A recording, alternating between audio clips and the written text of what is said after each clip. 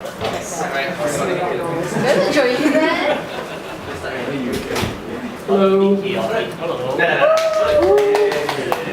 Shall we begin? Yeah. Sorry. You look a lot like Kojima. Yeah, your eyes. Look at your eyes. Look at your eyes. Do you like it?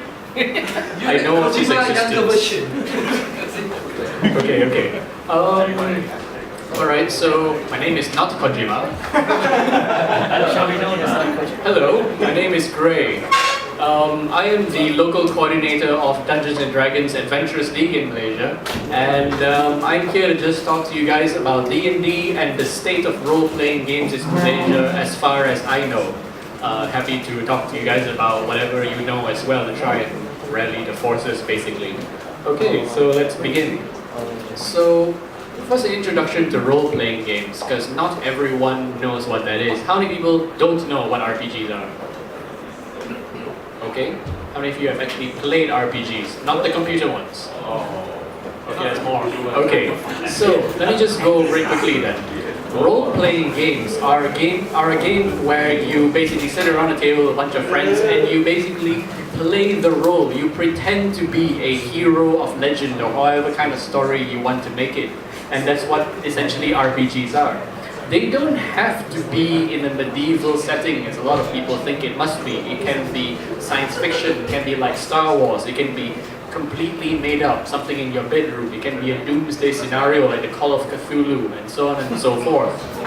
And that is essentially role-playing games. I have a few pictures here of a few happy smiley people who might as well be Shutterstock images.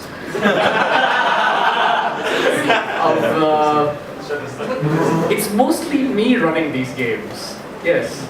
So if you since I have so much time to talk about it, I might as well tell you. So this was literally a month once I came back to Malaysia, and this is the first RPG session I ran here. That's me running a demo in a store, and another day at the same store, and that down there on the bottom left is actually a bunch of DMs and players from me running Dungeons & Dragons demos at Wanutama. So that was like our first big-ish thing we did earlier this year. And I like to, so I work as, I don't work for, I'm the local coordinator, I don't get paid for this, I should. And I kind of report to the regional coordinator and they report to the global coordinator. And I like to tell them that I demonstrated Dungeons & Dragons at an event at one of the world's top 10 largest malls in the world.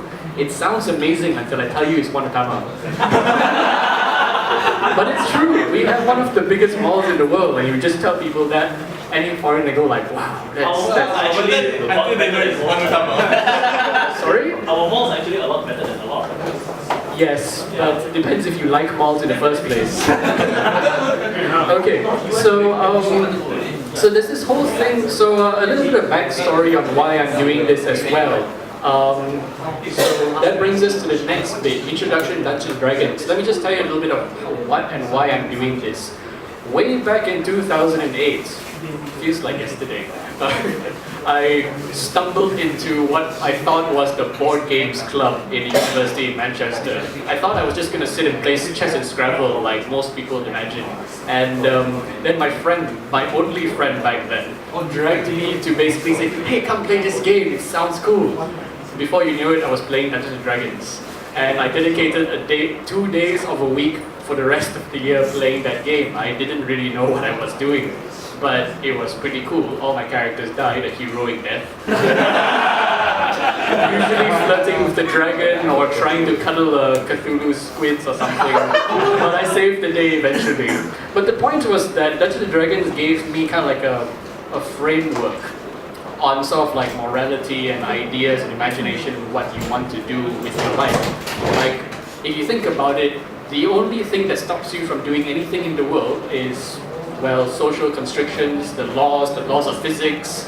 But if all those things were broken and you only required the roll of a dice, think of the unimaginable things that you could do. And that's the power of role-playing games.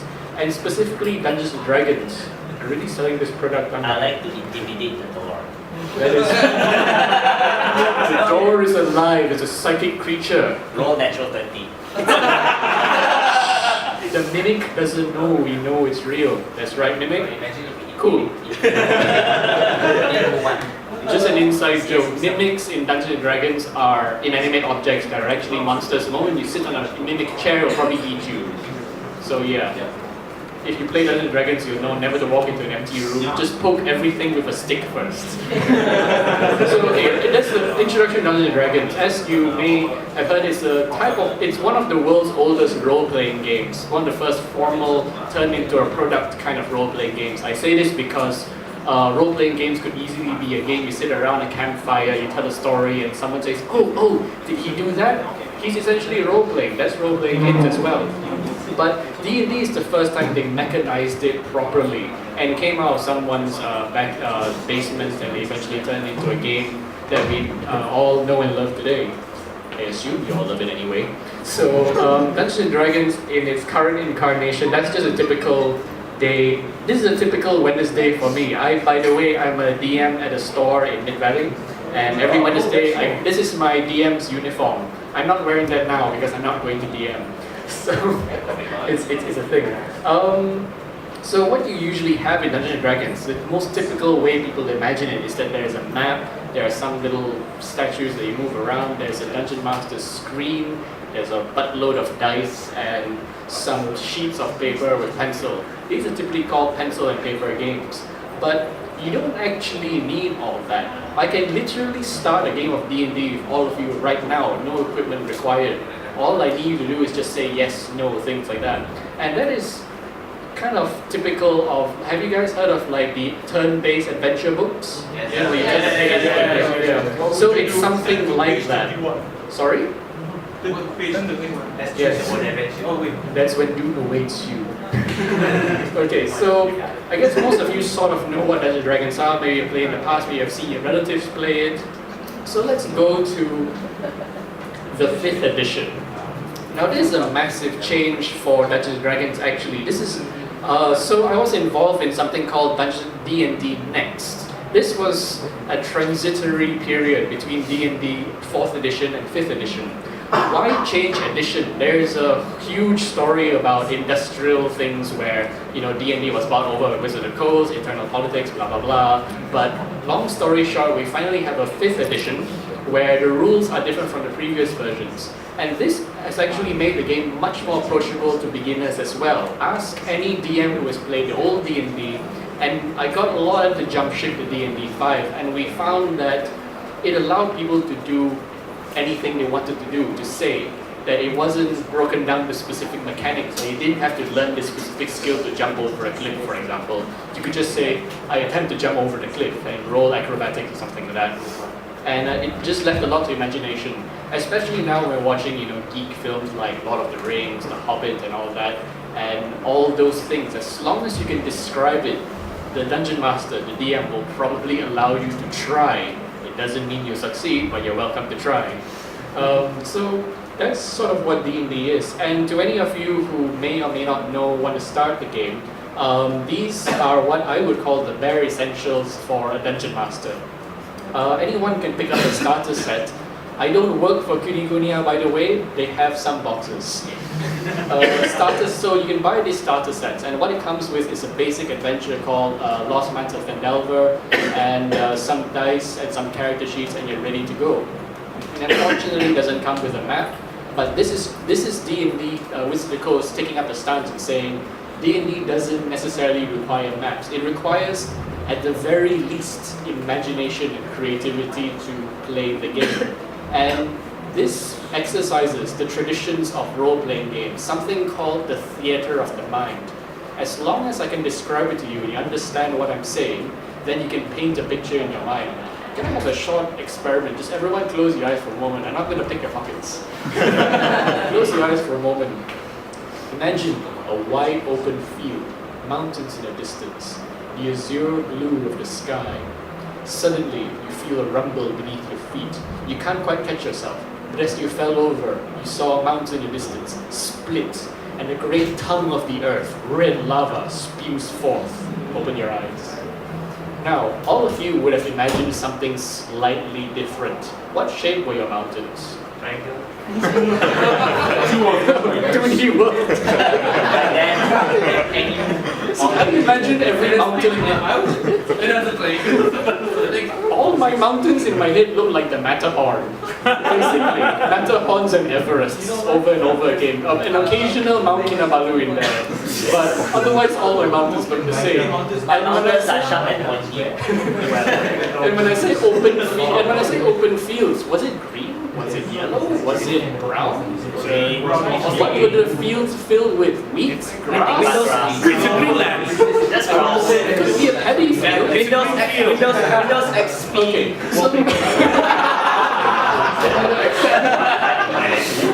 Okay, so the reason why I did this is because to show to you what theatre of the mind really is. All you need is a good storyteller and you can paint a picture. Imagine if I took much longer, I started describing to you the mountains, the elementals that burst from the earth and then charge at you and you hopefully try and escape. So that's the starters and that's enough to start the game already.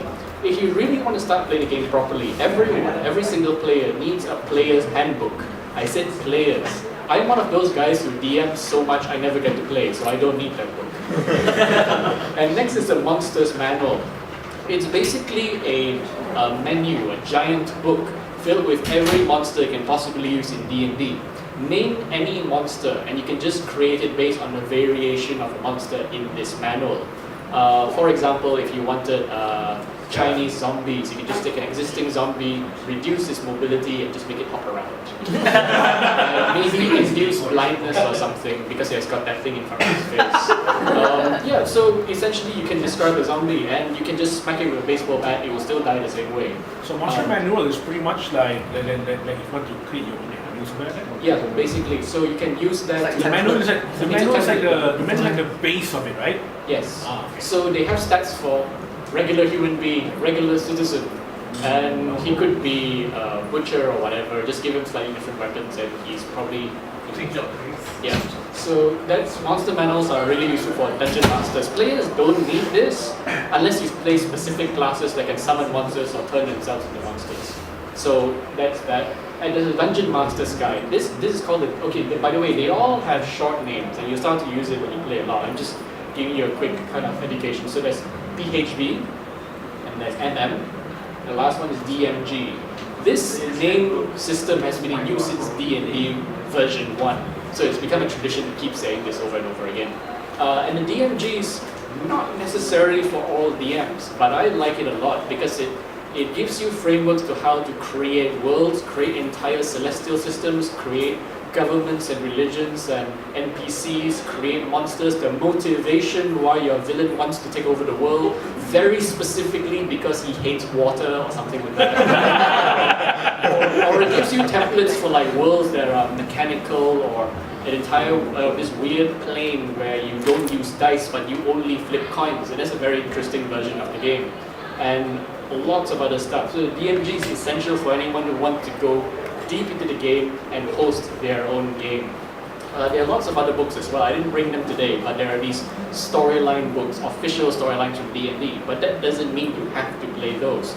Anyone can create any story they want.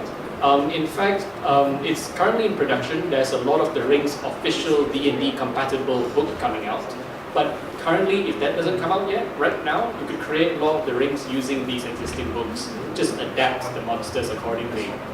You know, just make Saruman just a really powerful wizard or something. Make him slightly taller, and yeah, and make him hate trees for whatever reason. Yeah. So that's that, and that's the basics of what you need to play the game. Of course, you need dice, but if you really want to be a rebel and just get a bunch of coins and keep flipping them, you are welcome. Okay, so the D&D Adventurers League, this is the thing that I mentioned way at the beginning that I was local coordinator for. So what is the Adventurers League? How many of you play Magic Gathering? Okay, you guys know what FNM is, right? This is basically D&D's version of FNM. What this means is this is the official in-store way of playing the game. Traditionally, D&D, you can just play a bunch of guys in McDonald's, at home, in a cafe, in a bar, at the beach, whatever. And this allows people who don't have enough friends, I know that sounds serious, don't have enough friends who want to play D&D yet. Nice save. So you could go to like all the stores that currently work with. In fact, most parts of the world have the Adventures League. You can just turn up at the store and say, hey, I want to play, what are the character requirements? I'll create my character, okay, I can play straight away. In fact, you can create a character and carry it from one store to another, one story to another, and somehow the DM will manage the continuity error, retcon a bunch of things somehow. But that's what Adventures League is. It's your ability to walk into a store and just pick up the game and play. And that's, I think it's a very interesting thing because before, so the Adventures League wasn't in Malaysia until I came back and started it. But before this, what has always been is that people just contact friends and play, and the D&D scene in Malaysia has always been very underground, so to speak.